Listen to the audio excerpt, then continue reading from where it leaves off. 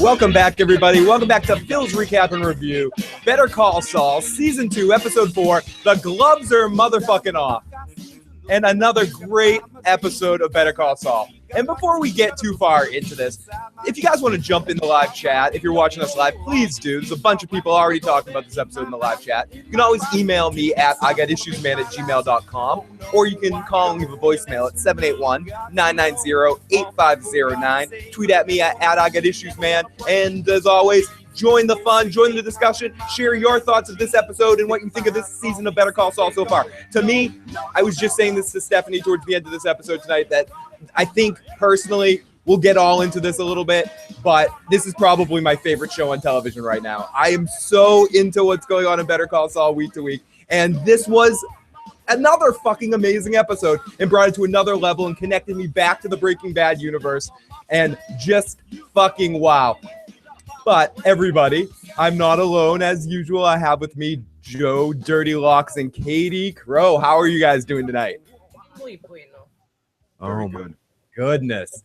What an episode. It's so hard. And I wanted to say this to you guys before the show, and I kept saying this to Stephanie while we were watching the show. This is one of the most difficult shows ever to take notes with, because I don't want to take my eyes off of what's going on the screen, even for a fucking second. And a lot of times when I'm watching, you'll miss something. You'll miss something small, which is There's something no big. action, but you'll miss the subtleties that happen. Everything in this show is layered in subtleties. And someone said it in the chat that to truly understand to get and to see everything that's in every episode of Better Call Saul, you need to watch it more than once. You can't just watch it and take it all in. Tonight, most of the episode, I'm sitting there like glued to my screen with my eyes wide open and just loving every moment of what we see. I love the interactions between Jimmy and Chuck that we got, the big lead up to that tonight. Just a really great episode and a great season of Better Call Saul. I don't know if I'm a little bit more excited than everybody else about the season, or people are feeling this too, but I feel like the show's so much better than last year, and last year was fucking good too. Oh yeah, they are surpassing themselves, and that was a high bar. That happened with Breaking Bad too. It just gets better and better as it goes on. There was a little lull for me for Breaking Bad, bits and pieces. Yeah, but this, for the most part, yes. I'm really enjoying this, and I really enjoy just all the aspects of how this is produced, and the performances are amazing. Just the everything. Writing, great. The season is fantastic. I look forward to this show as much as, if not maybe a little bit more than The Walking Dead right now. Mm. I would say the same, that I love both shows, and I love all my kids the same, but I really do. I'm really loving what's going on in Better Call Saul, and I'm excited to watch this show every Monday night, and kind of almost overwhelmed with what's going on while I'm watching it. I feel like I know people like this. Yep. It's I've met all because these characters somewhere in my life. And it's because of something Corey is saying in the chat, I think too, that ultimately I agree with Phil, probably the best written show this side of the wire. It's they really understand something to do with The Wire too. The Wire, more than I think any other show, really understood. It was a good mirror to what, as well as television can be, to real life in a situation, and the way characters interacted for the most part.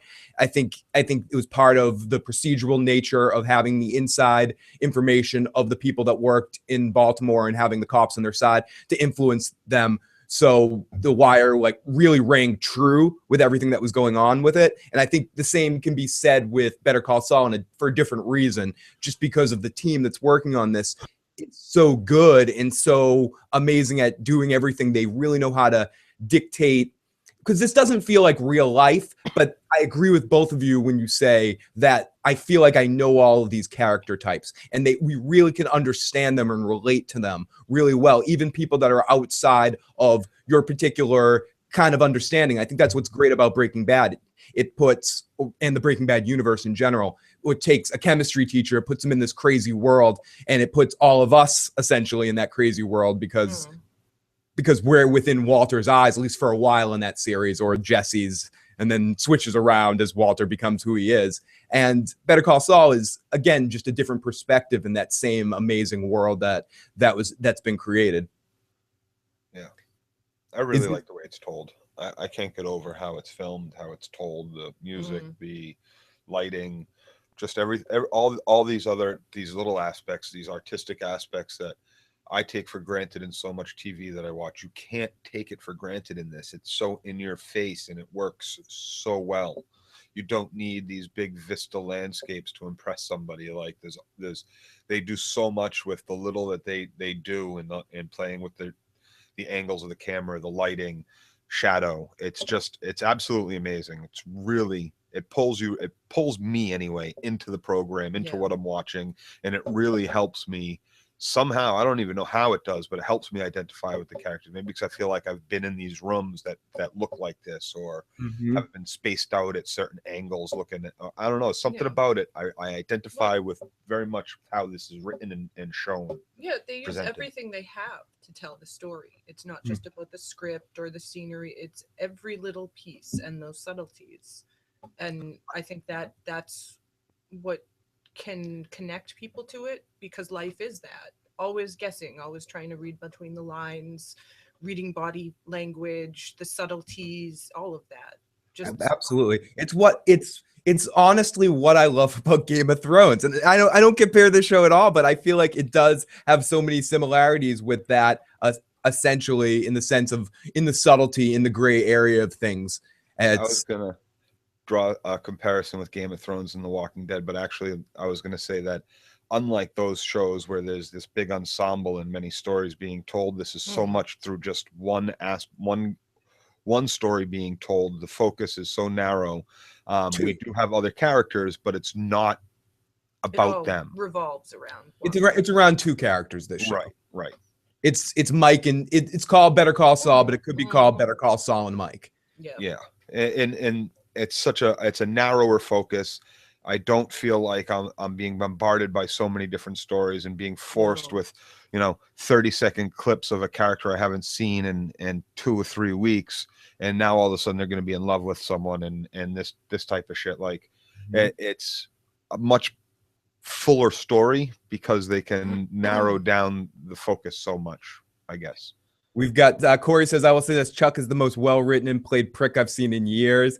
Corey says, I'm an overly self-righteous up on the pedestal type, which is amazing how much it makes me want to strangle Chuck. Corey says, much like Game of Thrones, there's a one-upmanship that's always being played. Yes, talking that brotherly. Corey says the stories flow more naturally. Eric says, great episode tonight. Let's jump in the other chat room at the chat wing. I got issues, man. Love the scene with Jimmy and Chuck. Great acting, says Mayor. Loved Mike in this episode. I got a crush on Nacho. Nacho was awesome in this episode too. He was really good. He's really good actor.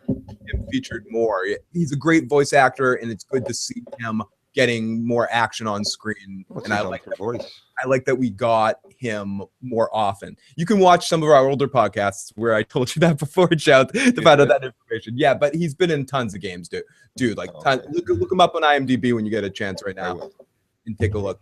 He's been in a shit ton of games that you've probably already played. And people in the chat can jump on that as well. Yeah, okay, so he's a good actor. He's a good actor. He's very charismatic, and it's hard when you're in a scene with someone like Tuco that's so iconic to the Breaking Bad universe, and you don't know what it's like to get your shit pushed back in.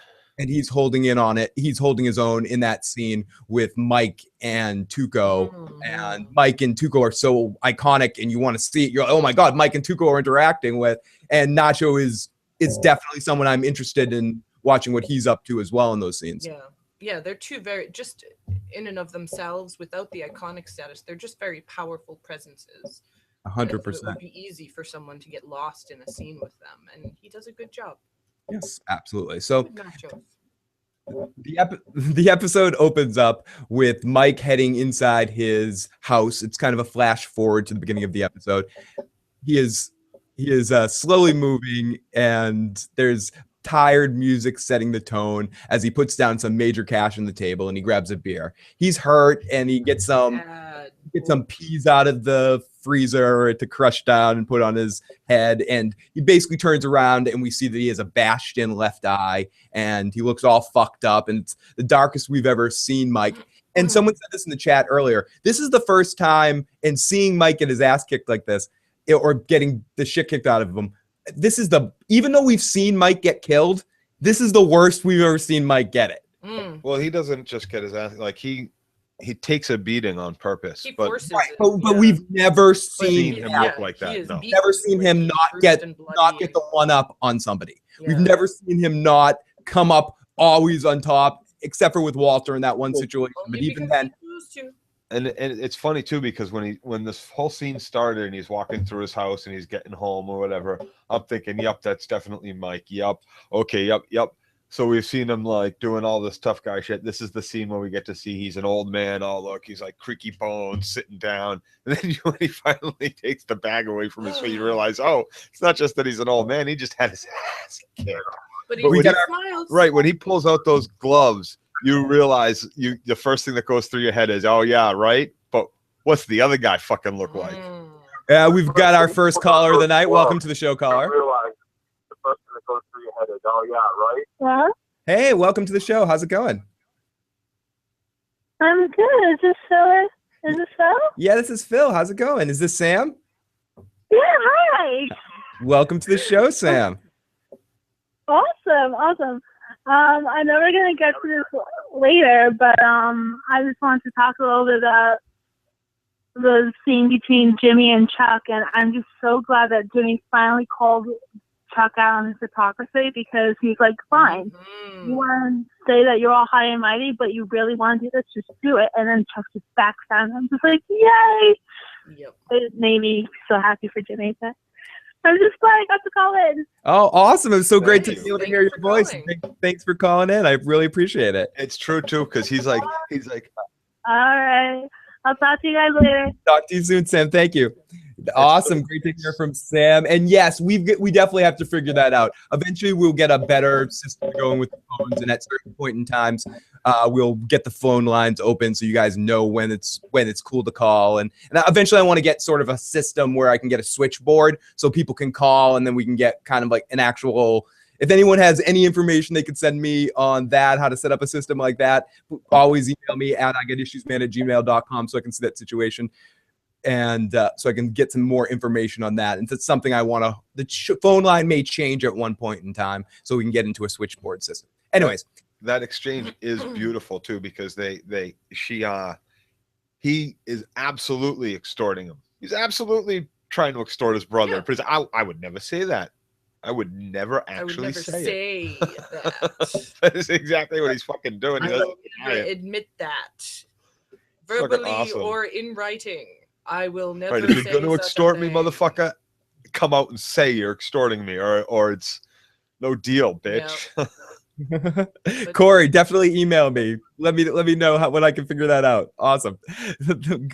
Love it. I know it has to be people that can help out. Just the law of averages, as we said earlier in the episode. Okay, so Mike has his bashed left eye and he looks all fucked up. But yeah, it was an amazing scene, Sam. That was, to me, that and then the big Tuco scene at the end were the two scenes of the episode. I could just yada everything else that has in this episode, even though everything was awesome, but it was just two great, perfect lead ups to those payoffs to the storylines of each episode. We were waiting for the confrontation between Chuck and Jimmy, and part of me felt like we'll get to that, but it's okay if we talk about it now. When Jimmy shows up there the night before, and Chuck is immediately freaking out and curled into a ball and stuff, I wonder if he ran down on the couch and curled into a ball once he heard Jimmy banging on the door. Because when he woke up the next morning, he's like, Jimmy, you're still here. Like, he didn't expect Jimmy to still be there the next morning. Well, he was still in his suit too, which is lined and everything. So still in his suit. So it doesn't seem to me that he was like that way before Jimmy knocked on the door. I don't know. It seemed to me like he was, because he was still wearing a suit. He hadn't gotten home and relaxed. He got home, didn't even take off his suit coat. He just got straight into under the cover and had been huddled there all day. You guys are probably right. I'm just on some level feeling Con real. artist brother. Yeah, it would Yes. fit. It would fit if he did that. Yeah, It would, either way, I'm satisfied. Like you want to believe that? I'm not going to argue that wasn't the case, Phil, because I do believe there is a little bit of him that's playing a game. And, right. But otherwise, from what I saw, I took it the other way. But I can't argue with you. And I go the same way. I I love to argue, but I can honestly see it. I can see it either way as well. Okay, so when we come back in, we're in with the board at Harrison, Maine, watching the Saul commercial, and Ed Bagley Jr. owns this scene as much as Jimmy McGill, Bob Odenkirk really kind of commands the scene. I gotta say, Ed Bagley Jr. really kind of stole this scene for me. Yeah. Just his reaction. Because he's somebody, this is why I like that they're hiring people like Michael McKean and Ed Bagley Jr. Michael McKean shows he has a lot of range, and Ed Bagley's been in tons of stuff. But they're both at nature the Spinal Tap guys, the Christopher Guest guys, the Best in Show type of guys. So they have that comic timing, and to work with Bob Odenkirk, who is as much of as he's shown he's an excellent actor, is still one of the best comedian actors. Mr. Show for me is one of the funniest sketch comedy shows ever created. And so getting to it's really fun. It's fun. It might have been funnier when you watched it in a box. So to go back and watch it, it may not be as funny as it was to me at the time watching it, but it's still awesome stuff. And Bob Odenkirk's done a lot of great writing for a lot of comedy. So getting to see him interact with Ed Bagley Jr. and both of them having their foundation, they just really play off each other really well. And Ed Bagley's reaction to all his "Stop selling me, Saul! Stop doing it!" It's a really fun scene between the two of them. Stop selling me, Jimmy. That was awesome, as Corey said. So Ed Bagley Jr. is pissed off. Saul turns around and says, the whole thing cost me $647. We got 200 calls, $700 for an ad buy. Bagley's pissed off. It leads up to them saying that two of us want to fire you, one of us wants you to keep your job, and Bagley's the one that keeps going to bat for him. He's the one that still believes him, and because I think it was Bagley that. Yeah, I think it needs to be unanimous. I think he's one of the no votes, but he's just saying, I think second chances, people get second chances, so you're okay. Yeah, I think it was. It was interesting because last time we had a disagreement about this too was about Bagley's communication to Saul, what he actually was saying. I feel like he directly said, "I'm the only guy that voted for you." The board is pissed about the commercial fuck up, not the it's our representation. There's not a lot of love for you in this room right now. The vote is 2-for-1 to fire you. Bag says, consider this strike 1 and 2. You're going to be. See, because those other two in the room didn't seem nearly as upset as Ed Bagley. So when he said it's 2-for-1, you being fired, I think it's 2 that he stays, 1 that he be fired, and Ed Bagley's, because even if one of them wants is fired, I'm sure they have an agreement with the partnership that they're gone. So Ed Bagley's going to be benevolent and give him that second chance. But I think the other two are pleased with the outcome in spite of everything. Joe, I think you're right, but I don't know. Joe. Thanks, Tim. Yeah, I like what you have to say, Joe, but oh shit, it disappeared. So what if Ed Bagley is really the fire vote, and the other two are keep him on? Well, I mean, regardless, I think the outcome was good for all of them. None of them had a problem with the outcome of what he did. It was the fact that he did it without any permission or consultation. And so he put their reputation. Oh, good Lord, good Lord, good Lord. Two best callers ever. Sorry. Oh, speaking of a great call, I think That's this is Tim. going to be. No, I think this is going to be Corey. Welcome to the show, Corey. How's it going? Hey, what's up, Phil? Yeah, I'm doing well. How about yourself? Great to talk to you. I'm good. Yeah, I was going to call in. They were telling me to call, but I'm calling him now. I think Kim is the catalyst for his transformation to Saul Goodman. You think she is? Yeah, I think that. I think, honorable mention definitely to Chuck, but I think Kim is going to be the catalyst for it. But I'll take your answer out there. Awesome. Great to talk to you. I think you're right. I think it's going to be the combination, but I think Of all of it. I think where you're getting at and where I agree with you 100% is I think he expects this from Chuck.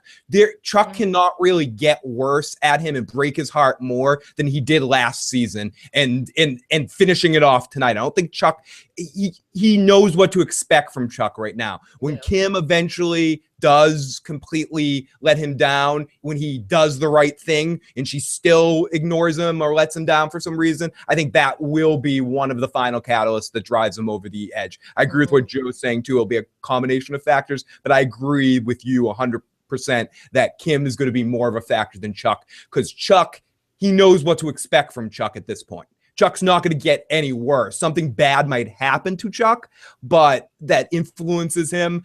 But ultimately, Chuck already broke his heart and sent him down a bad path. It's not like Chuck's going to bring him back in. And I thought if there was at one point where Chuck would con him and start saying nice things to him again, it would have been in this episode, right at the time where he had a chance to. But Chuck didn't hold back. Chuck was even more evil in this. Chuck, I don't want to talk about another show too much, but Chuck was as evil, if not worse, than Abraham was with Rosita last night. He was basically that harsh to Jimmy. He just kept it. He's straightforward. He is straightforward. Well, kind of. No, he was trying to. He was hypocritical. I take that back. He was trying to blame it all on Howard, and that he went there specifically to have her punished because they can't punish Jimmy. That's how he was punishing Jimmy. Look what you've done, Jimmy. You've gotten your girlfriend and fucking. Yeah, well, he's being. You made her an accessory. He's being a bad brother. He's being a misogynist. Fuck, you made her an accessory. Not an accessory. Like, I see. He was talking about like a tote bag or a ring. No, criminal. Yeah. No, it's just. So let's get right into it. So Saul after that scene walks and he gets a horrible look from his assistant, and he goes to call Kim to kind of warn her about this whole situation before she has a chance to talk to Howard. But he doesn't get a chance, and we immediately flash over to a scene with Howard, Chuck, and Kim. You see the phone in the bin. You know immediately that Chuck is at the office because there's no reason for that bin to be out otherwise. No, this scene is painful. Like, Chuck's getting some blood. And he's enjoying every moment of this. He is enjoying every minute. He's touching himself under the table during this. I told you so. But in fairness to him, from what we saw, just to defend Chuck for a second here, with what he says to Jimmy, it seemed like he was correct in presenting to Jimmy that Howard was more pissed off about this than he was. This particular thing about Kim letting him down. Because Chuck was right. And he's pissed off. He's pissed off because he has to sit there and say, "Yeah, I know, I shouldn't have done it, Chuck." Yep. As Sam says, Chuck's face almost lights up when it comes to punishing Kim too. Yeah, he has that strange pleasure. Because and when you think like, "Oh, what's the big deal?" No, because now you have a whole other pretty big law firm that's going to say, "Well, their judgment is not the best judgment, so we're not going to send excess clients or clients in that area to them." Or call them in on a big case like Sandpiper, something like that in the future. You won't get those calls because you sent them fucking Jimmy. We're hard on Kim. Welcome to the show, Tim. How's it going, buddy? Yeah, I just wanted to say shut the fuck up.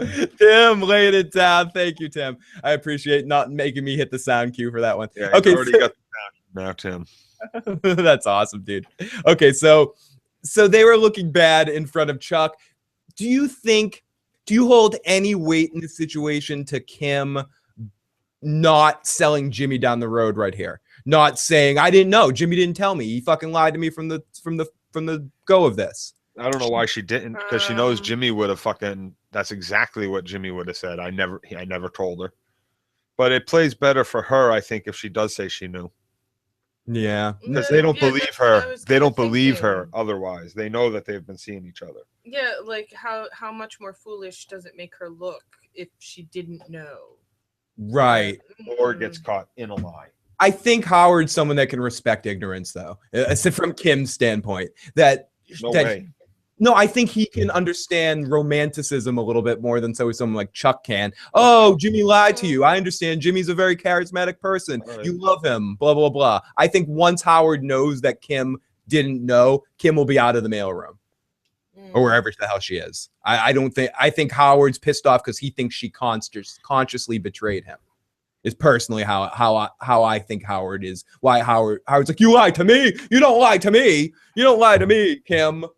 How would she know that, like, she didn't sell what's his name down the river, that she didn't know that there was no permission or that nobody else knew? Well, that he straight up lied to her. All right, she should have been like, listen, it was late at night and he told me he had to go. What the fuck? No, Corey, you were. I assumed he had to go. I mean, he said he was airing it. I didn't ask him if he had permission. I figured if he was doing it, he had permission. What the fuck? Mayor says, please refresh my memory. Right, please, Jimmy. Mayor asks, please refresh my memory. Do we ever see Nacho in Breaking Bad? No, we do not see Nacho in Breaking Bad. Nope. But we did get a lot of Breaking Bad references in this episode. There are a lot of little Breaking Bad touches. We might miss some of them. I was almost going to go through the story sync at the end of the review because the story sync, did a good job of pointing a bunch of them out. But there was a couple of moments where the Salamancas got mentioned at a point in this episode. Yeah. The cartel.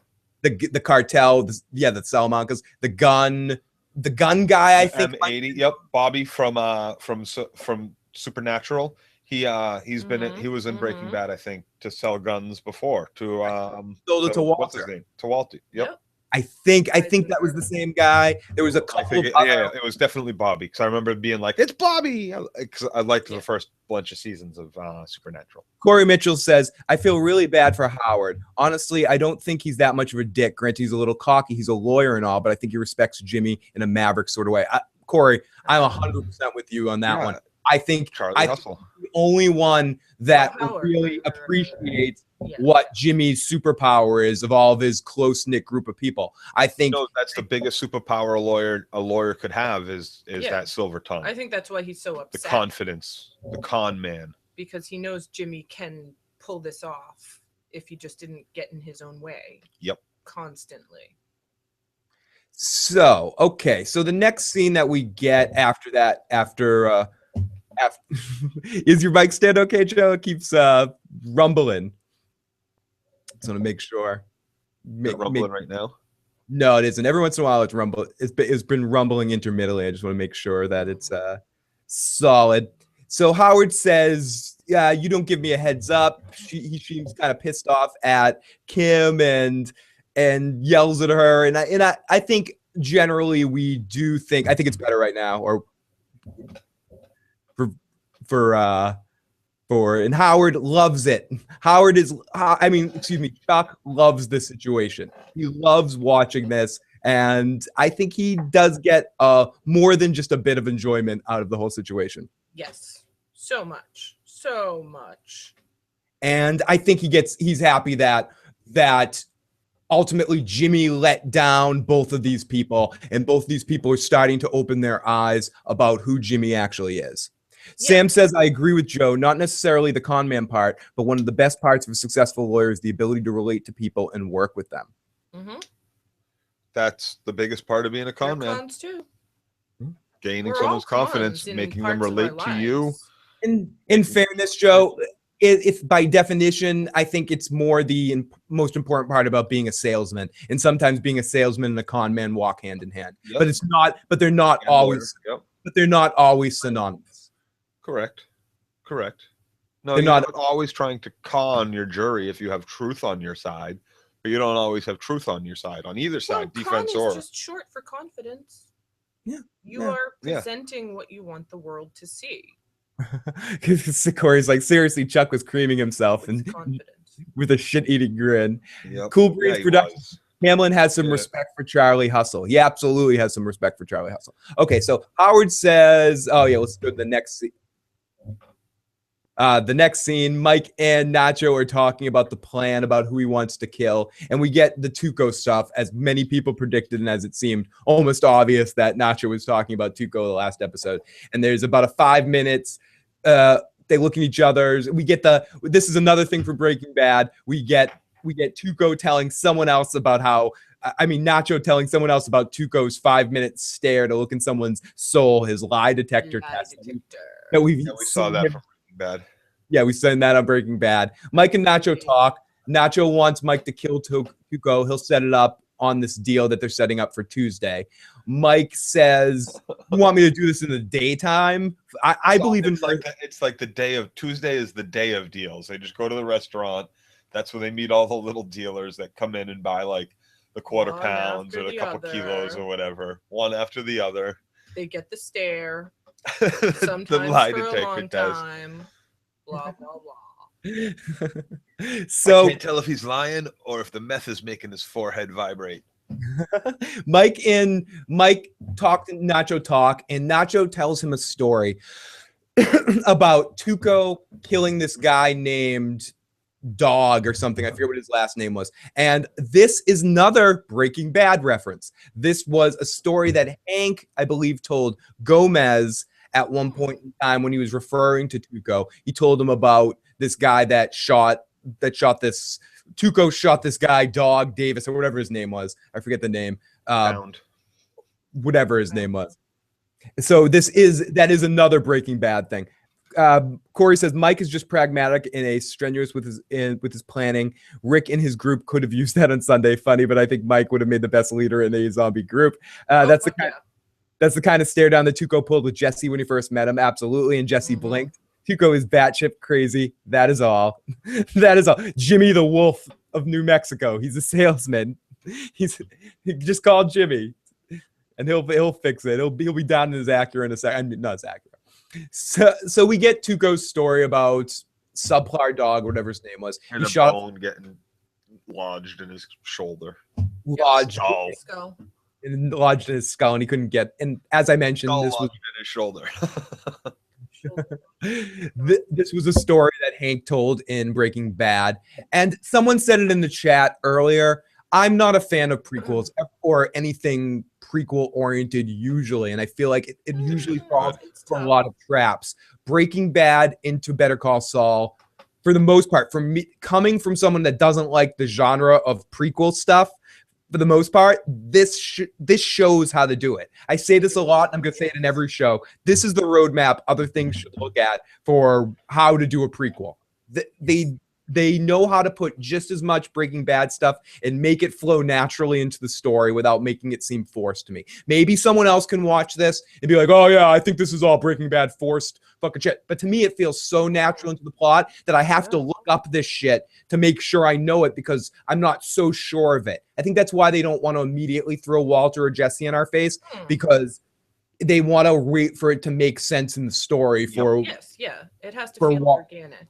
Absolutely, 100%. And it's gotta be able to have its own full identity as a show. Yes. It can't rely on if it goes to them too quickly, it relies too heavily on Breaking Bad. It's already got Mike. It's already got Better Call Saul.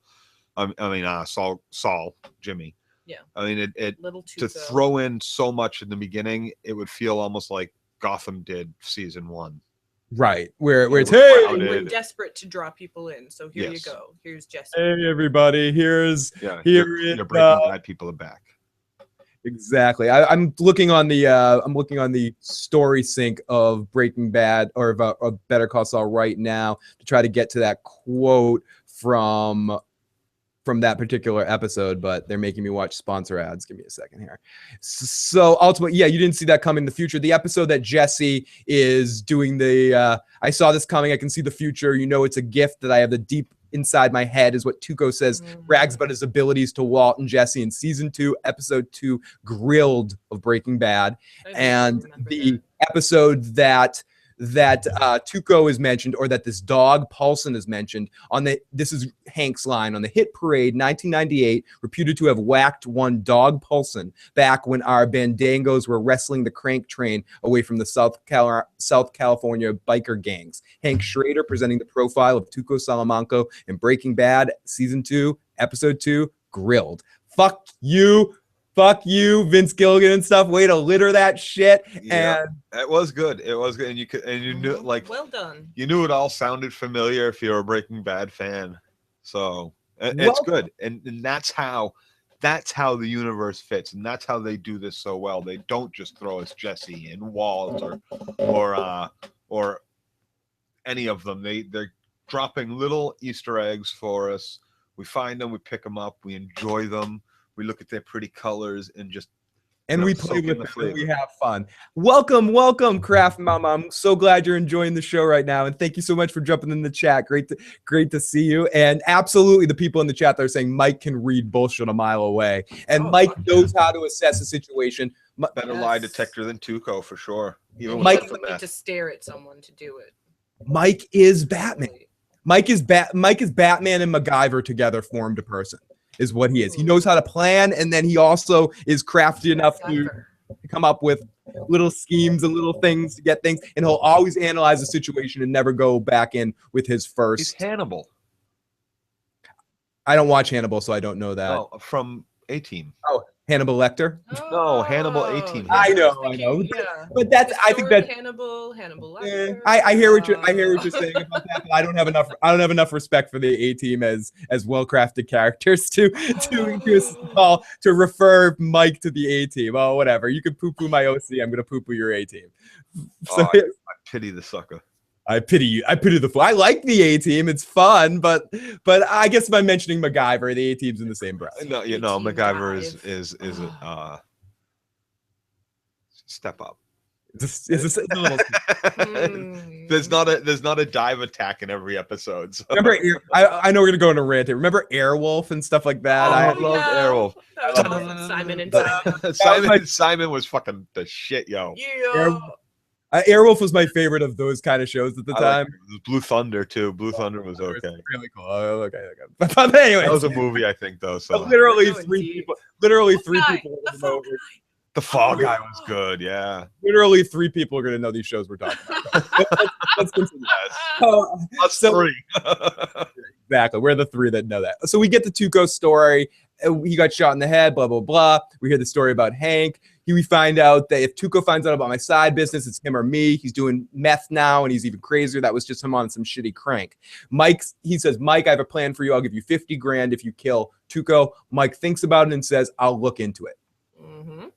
So it's so great to have you, Craft Mama, living in Holland. Awesome. 6 a.m. checking us out. Good morning. Welcome from Boston to Holland. Lots of love, and thank you so much for checking out the stream today. Appreciate it. And I'll celebrate some Holland traditions right after this show's over in honor of you joining us tonight. So we go off to the floor buffer, and Saul's knocking on the door to try to get into the Hamlin office, but he ultimately gets himself in, and he heads to Kim's office, but her stuff's gone. And it's almost that moment when I mentioned basketball the other night, so I'll mention it again. When they run the hospital and they think the kid's dead, they're like, no, you're dead. Actually, no, he's in that room. The morgue, no, he's dead. So, but she isn't fired. She's just got moved down to the basement where Tom Hanks and Joe versus the Volcano and Meg Ryan. That's such a great movie. Great movie, it really is. Mm-hmm. The orange soda, People of the Island, and all that. Really underrated. Super underrated. Wicked underrated. It was before its time.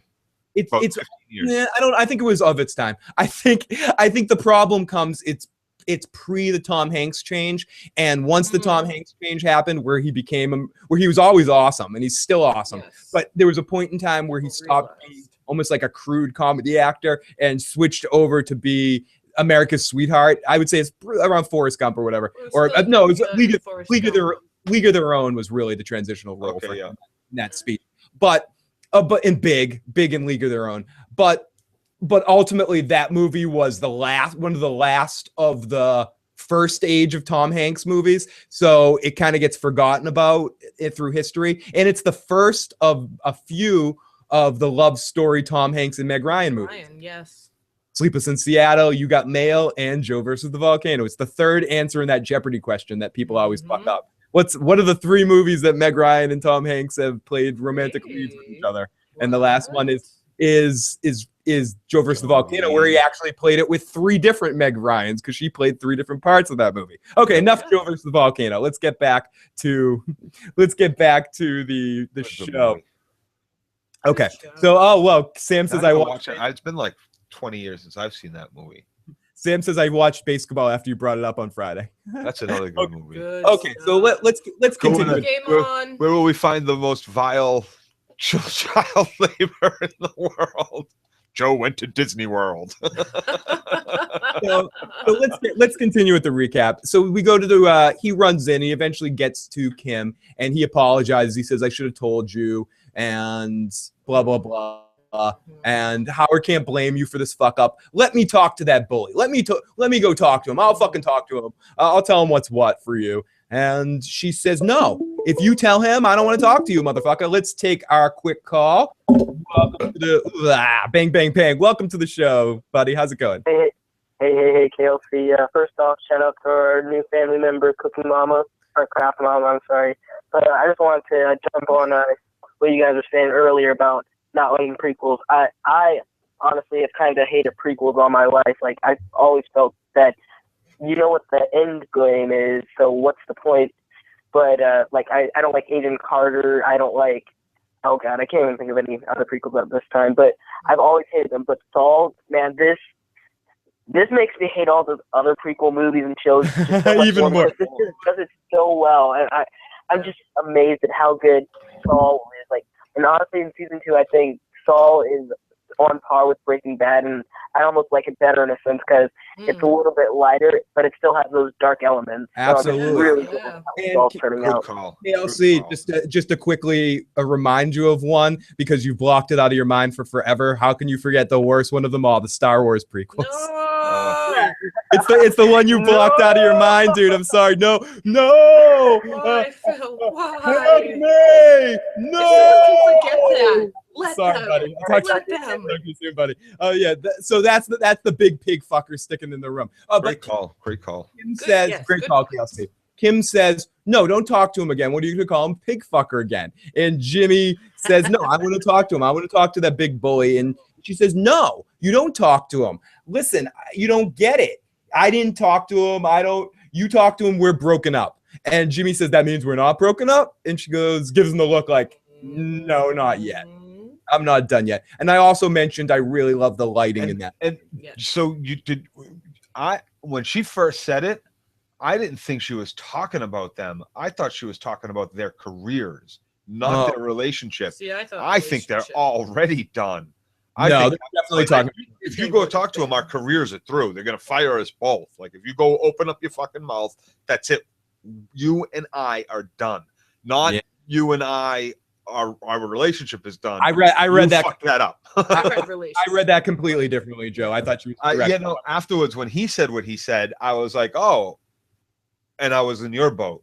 But when she first said it, I was like, oh, their relationship is. I was with him already. Like their relationship is done. So When she said that, I thought she meant careers. And I was like, what a fucking bastard. He was, wow, the ball's on him. You mean we're over? Let's jump in the chat for a second, and we've got. Don't even talk about the evil Star Wars movies, I know, Phil. right? And Corey Mitchell says, "Oh, so no one likes Fear the Walking Dead as a prequel? Come on, guys." Okay, so let's continue with this recap here.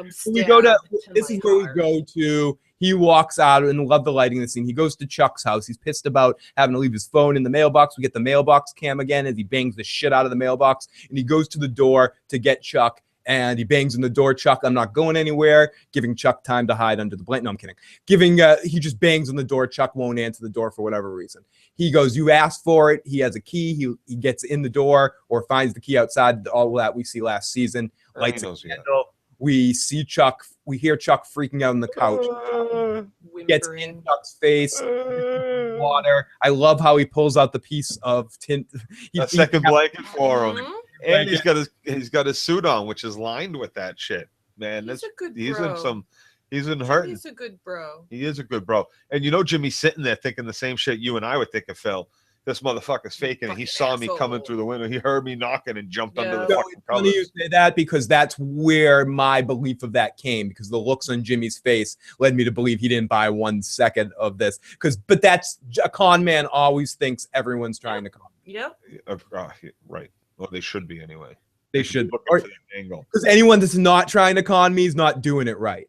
And to anyone that's not trying to con me is a mark, is what a con man thinks. And that's what Jimmy kind of looks at everybody's. And I think he thinks Chuck's on his level, hence the big speech that we're going to get to in a second here.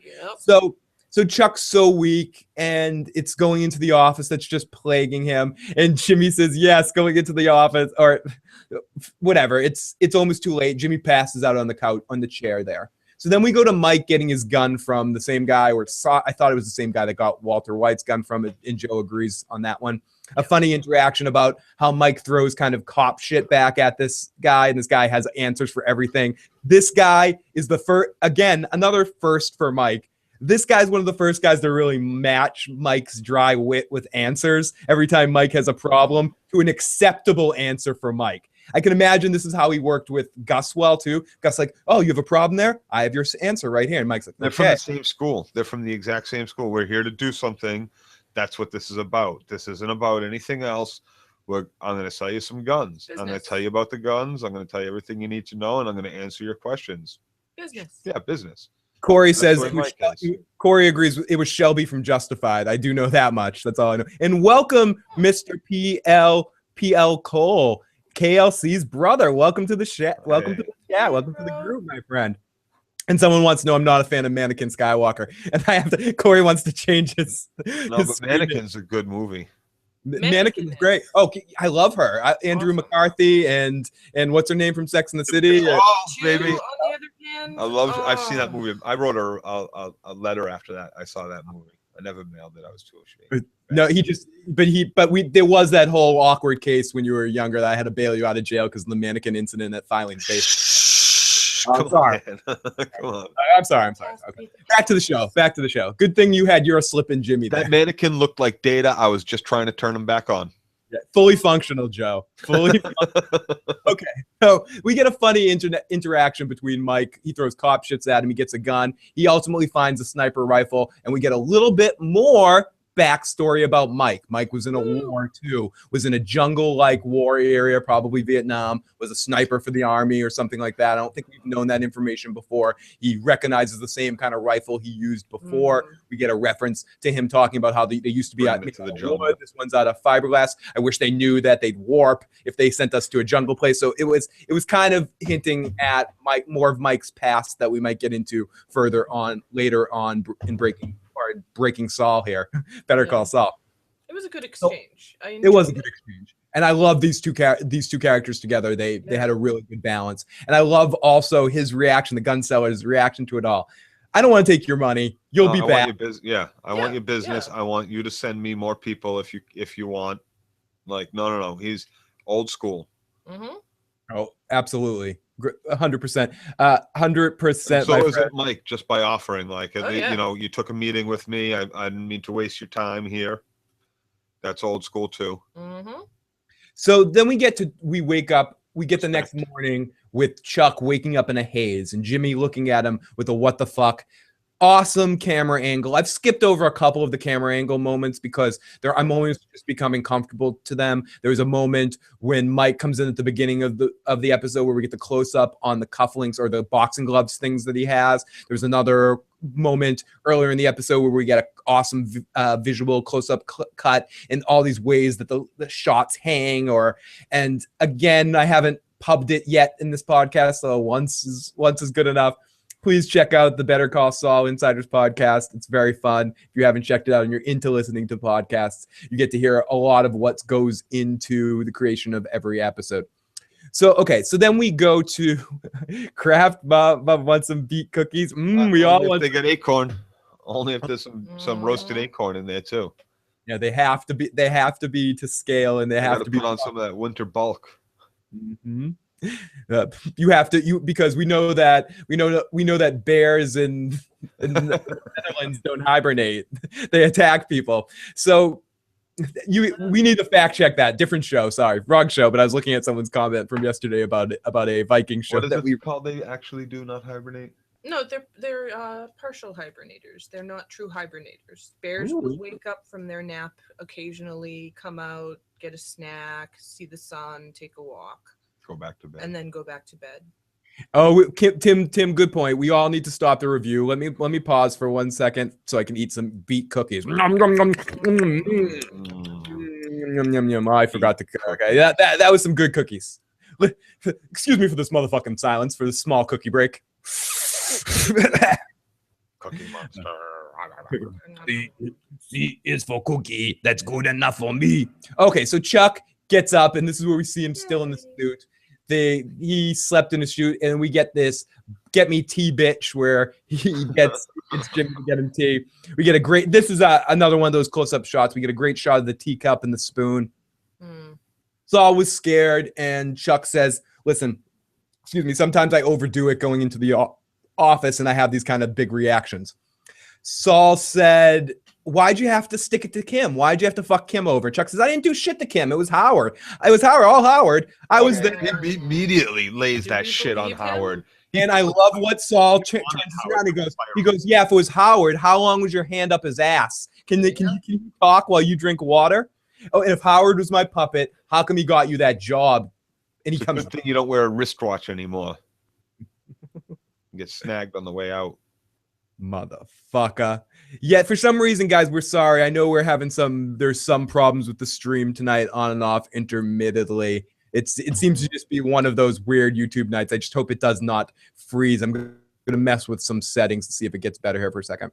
Okay, so here we go. Back in. Chuck says she made a mistake for not telling Howard or not telling us about you. And he says how Howard's pissed, and Jimmy says she didn't know, and she didn't know that it was a bad situation. She didn't know that I was lying to her. I told her that Maine was already in on it. So how can Howard really blame her for what's going on? Because she recommended you.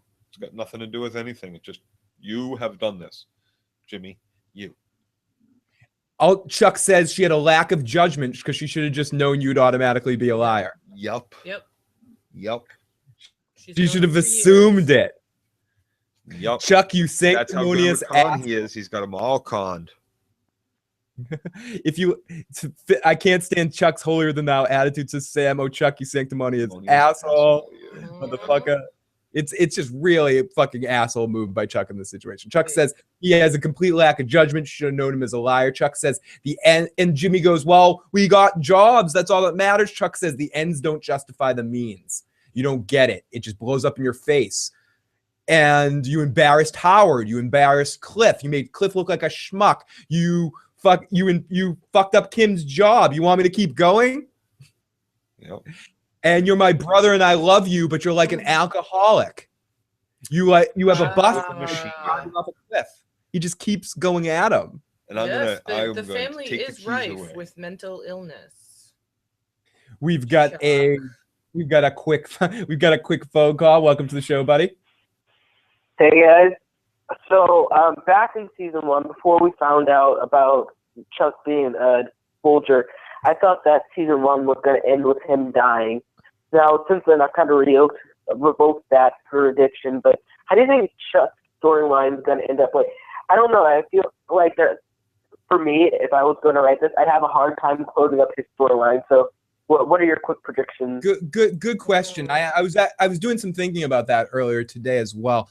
I think it's going to come to a head where Chuck's sickness overcomes him, and he is going to either be hospitalized or his life will really be threatened or finished because of his condition on some level, is where I think it's heading. I think we're going to see Chuck really, in a way, giving his life to try to fight Jimmy being in the world as a lawyer, as anything. I think Chuck is going to.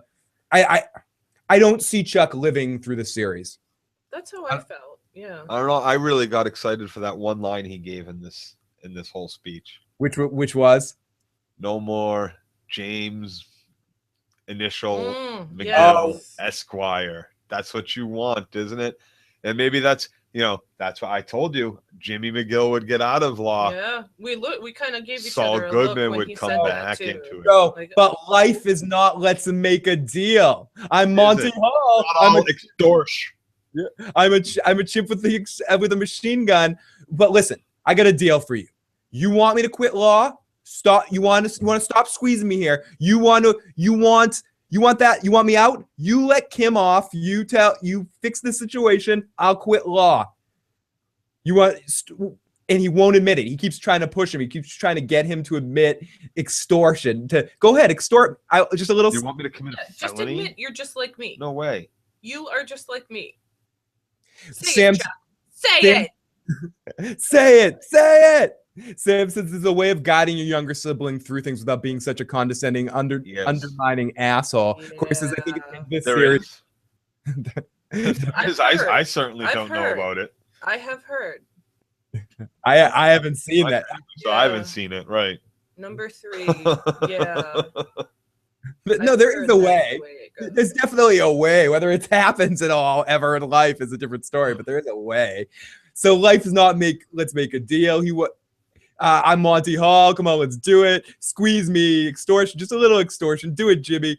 It'll be like Jimmy McGill never existed. I need to hear those words come out of your mouth. Extort me. I need it. Come on, commit a felony. You want me to commit a felony? Come down off your pedestal.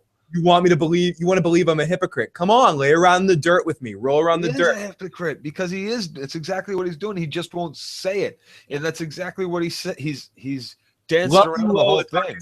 Sorry, Joe. Love you, Lola. Talk to you soon. Great to see you. Bye, Lola. I mean, he's danced around it the whole time. Like you, I can't say that.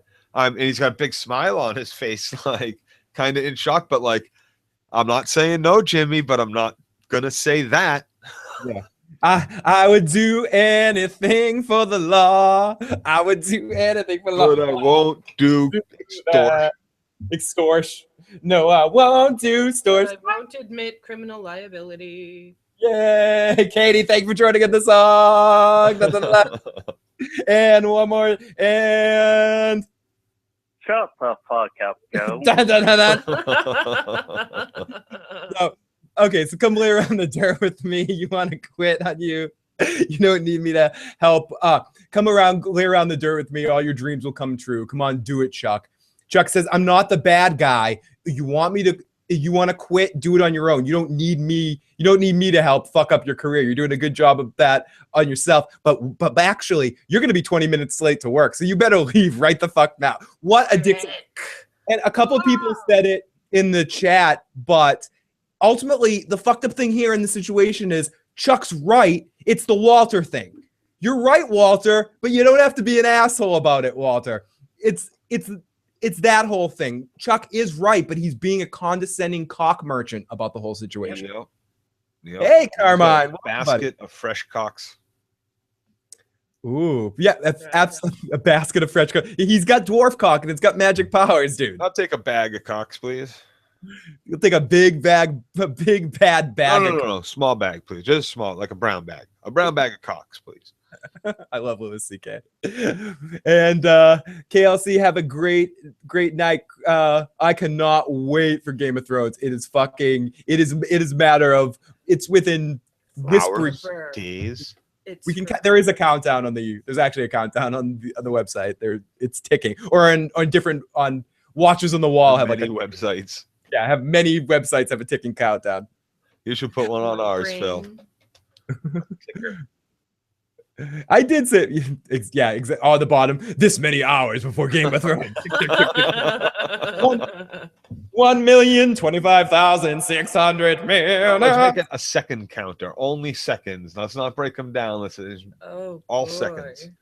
Okay, so let's get down to the if any scene could have, or we get into this. So Nacho and Mike have a meeting. Mike says he's not going to do it. He says, Nacho, this is a bad move for you. It doesn't really solve your problem. We get the first Salamanca reference of the series. If Tuco dies, he starts coming asking questions, which again, we've seen happen in Breaking Bad. So we know that in fact is fact truth, that if Tuco went missing because he was dead, people would come looking for him, and they would figure out the situation. Two evil twin Salamanca cousins or brothers, whatever they were, would come and start killing people. So, and oh yes, and congratulations, Craft Mama, verified. That's fucking awesome. Looking great. Dude, that's fucking amazing. Amazing that you're a YouTuber for a job now. That's fucking great. Congratulations. Can we just make up episodes and act them out and have a discussion about how horribly acted episodes? I think must be talking about Fear the Walking Dead or something. Big motherfucking Kev. Great to see you, buddy. I want a goddamn trailer of Game of Thrones so we can get obsessed with it. Oh my goodness. Tim trying to organize a petition in the chat right now. So we go to. So yeah, hashtag Gershism. So Nacho says, "I'm no rat," and Mike says, "I don't want you to be a rat. I got a Mike plan. I've got one of my Mike plans that's a foolproof plan that no one has thought of yet. That even the people watching, most of the people, I know someone's going, I knew what Mike was going to do beforehand. I had no clue where Mike was going with this. I knew it was going to be a success, whatever it was, but I had no clue where Mike was. I didn't either. And holy fucking shit. Oh, with Game of Thrones. Yeah, we could act out. Well, once Game of Thrones is in between the next season, there's gonna be a lot of open free time for us to be biting our fingernails and doing stuff like that. That'd be amazing. I'm not saying our favorite scenes. Game of Thrones. Ooh. I'm not saying things like that are not going to happen. And Joe doesn't. 90s Romeo and Juliet style. Joe has some surprises laying around his house for the beginning of Game of Thrones season 2 that he's gonna be that he has the power eventually. So let's continue here. So we go to Nacho says, "I'm no rat." Okay, then we go back to the blue car at a food stand and we see someone passing loot back and forth on the table. And once you see the shirt, you know it's Tuco time. And Tuco has the bills. He's counting the money. He's doing the thing that anyone who's ever actually interacted with a drug dealer in their life knows that drug dealers like their bills all facing in the same direction. And Tuco points out that one bill isn't faced in the same direction. And it pisses him off. Oh, it pisses him off. It pisses him off. I know it's like, please don't cut the commercial and freaking cut the commercial. April 24th is Game of Thrones. They really want the baddest line in the show ever. You want a good woman, but a bad pussy. Bad pussy, baby. Okay, so he flips the bill around. At first, I thought it was Nacho handing him money, but we see it's some other guy, some dude that they gave us his name, but I'm just gonna call him dude. Hands the loot to Nacho. Nacho's counts the money. The guy says the class. This is, a very set up, stock sort of scene. Is all the money there? All the money's counted. You don't have to count it, man. No, we're gonna count it. And Tuco does his whole Larry David thing where he looks the guy and dun and let him count the money, motherfucker. And it ends up okay. And see you next week. So the guy leaves, and Nacho says he's a good guy. That Ralphie's a good earner. Doesn't matter what he does to who was. He's a good earner. Tony, she's just a whore. All this over a whore. You guys know that the drug dealer meeting Tuco was Crazy 8 from Breaking Bad. That was Crazy 8? Holy shit, Joe Madden. That was another Breaking Bad. I totally missed that was Crazy 8.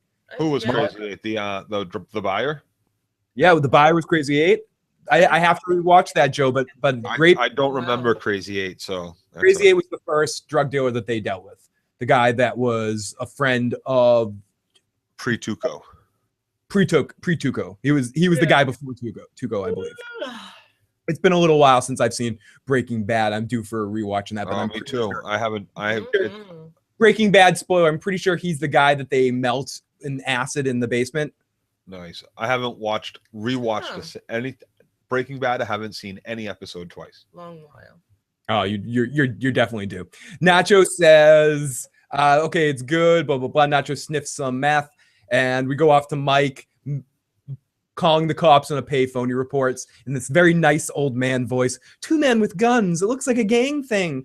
And I don't want to get involved. And he's using a napkin on the phone so he doesn't leave prints. Just a perfect situation.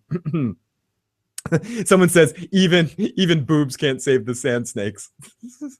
As he's driving away, the old man, Mike he drives and bangs into Tuco's car so he can kind of see it through the window. And then Mike comes in, completely ignorant and acting like he didn't hit the car, and goes up to the counter and starts ordering food. Not only does he not, Tuco says, hey you, and Mike completely fucking ignores him and walks past him. Yep. Great. And great. Cool Breeze says he was the guy, Crazy 8 was the guy that Walt choked with the bicycle lock.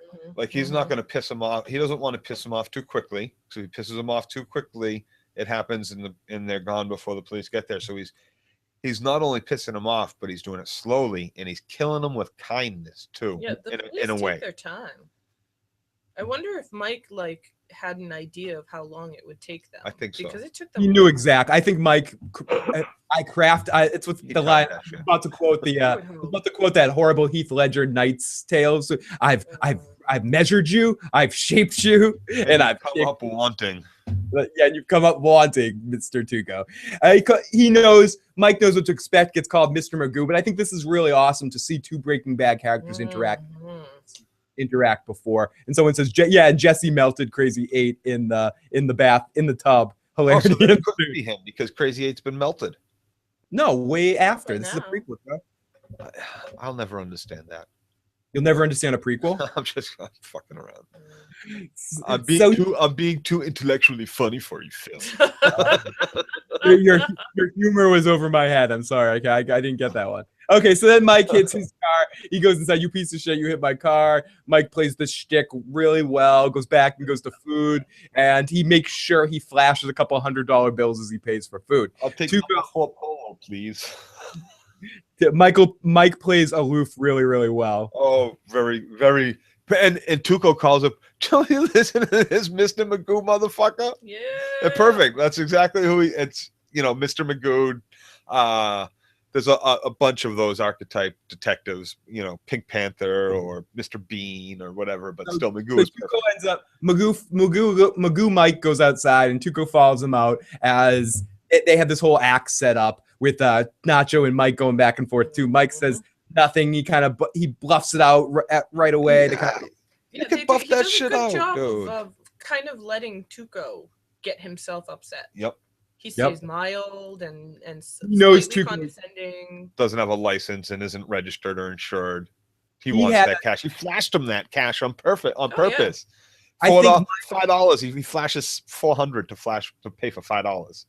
Mike enlisted the help of a ulterior company to get him a detailed report on Tuco's mental triggers in this situation. Yes, he got a reference from Frank Underwood. So this guy was like dancing around naked while he was getting the signals and stuff. Okay, anyways, so Tuco says Mike says fine. You want? Let's trade insurance information. And Tuco's like, no insurance. And Mike goes, all I have on me is $20-$30, and Tuco loses it. You fucking lying sack of shit.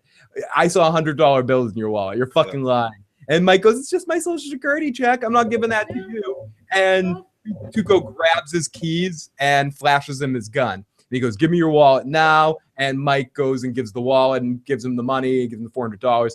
And Tuco's like, you cost your life. You're going to die for $400. You're one lucky old man. And Nacho gets out of there. He goes, can I get out of here, Tuco? Your sirens in the distance. Yeah, you hear cops in the back. In the background. Nacho's got all the money. Mm-hmm. A big bag full of money. He cannot stay around. It was a big bag full of money. The money's got to get out of there if the cops are showing up.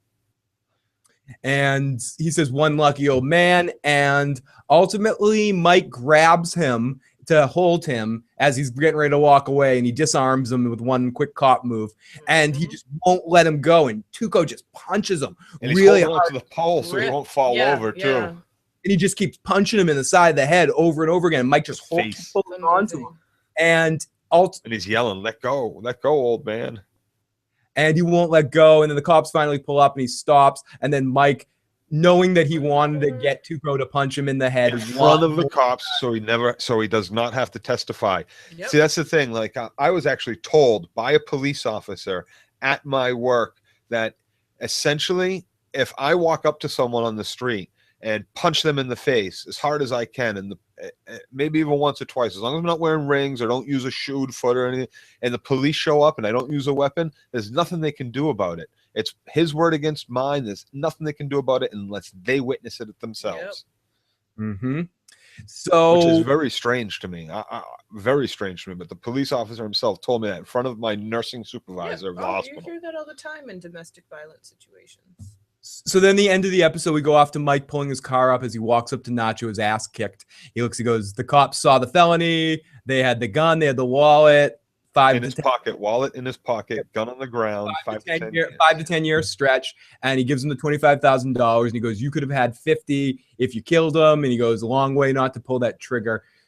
Tuco might come after you in 5 to 10 years when he gets out of your family. Mike doesn't say, why would you do that? Mike doesn't say anything, and he grabs the money and he walks off.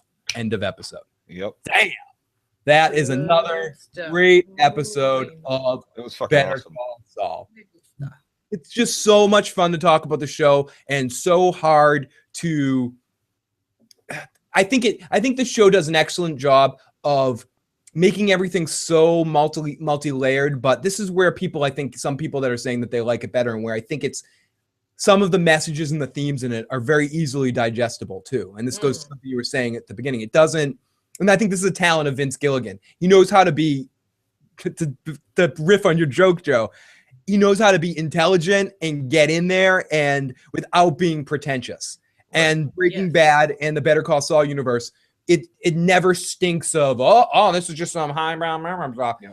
It feels cool and fun and incredible. It's the same universe can have Skinny Pete and Badger that has people like Walter White's character and all the thick family emotional shit that goes in Cancer and everything like that goes with Walter White. You cup that with people like Saul or people like Mike, or there's someone like Mike who's a different kind of multi-layered character that still has a levity and a way of looking at reality and cutting through bullshit. And when anyone else is bullshitting, he goes, I think that's fucking bullshit. Almost like, I'm going to do a Survivor reference, almost like Rudy from the first season. This is, I don't like these motherfuckers. Just so cuts to the stretch of it and just doesn't give a fuck. See, I didn't know how Mike was going to do it, but I knew last week that Mike was going to get rid of Tuco without murdering him. Yeah, you knew, or whatever he was going to do, Mike was going to find a solution. And again, that's the Batman-ness of it, in the sense that he is going to find a solution and he's going to look into it. And if he has a plan, he'll pretty much never be beat, except for the one case when he had to deal with someone ridiculous intelligence and luck of Walter White. Yep. And Walter White, everything else that happened to him, you can say what you want, but Walter got, as much as Eisenberg outsmarted people, he also got lucky in a lot of situations. Yes. And KLC, definitely, we'll take one more call before we call it an evening. So absolutely give a call. But this is another great episode. I cannot wait to talk about next episode and see where this story is going. And that's another thing. Where exactly do we think that this season is heading? To what kind of conclusion with each one of these characters? With Mike, I think it just progresses him through the criminal empire, but where is the ends? And what is the final solution? Will it be Mike actually killing someone? We'll have to see. Anyways, KLC, welcome. Hey. So I just to kiss up to Vince Gilligan's butt a little bit more. My brother, he actually watched Better Call Saul before Breaking Bad, and I think that kind of actually enhanced his experience with Breaking Bad.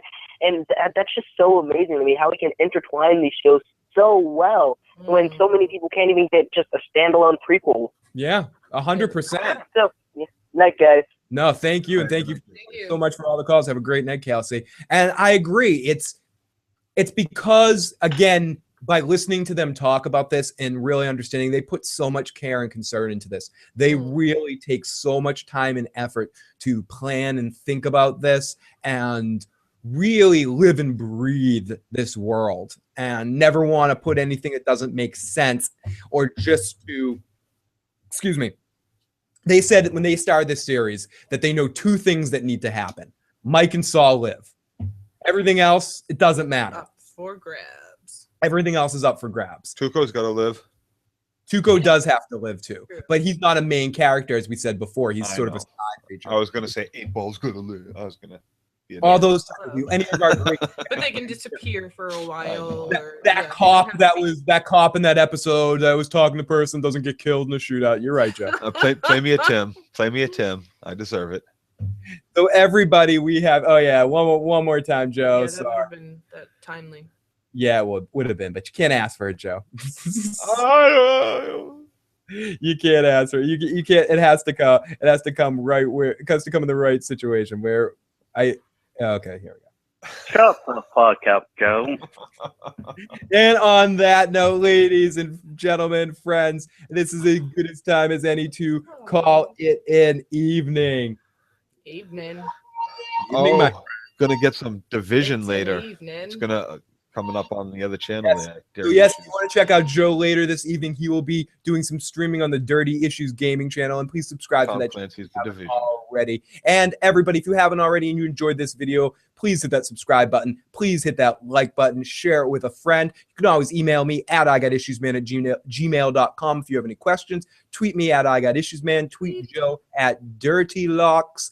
You can find all of our videos on issuesprogram.com as well, and subscribe to our podcast on iTunes if you're into listening to the audio cast. We will be here on Thursday evening to talk some Vikings. There won't be I have a work thing to do on Friday afternoon, so unfortunately there won't be a weekly recap this week, so we will be doing Vikings on Thursday after the episode.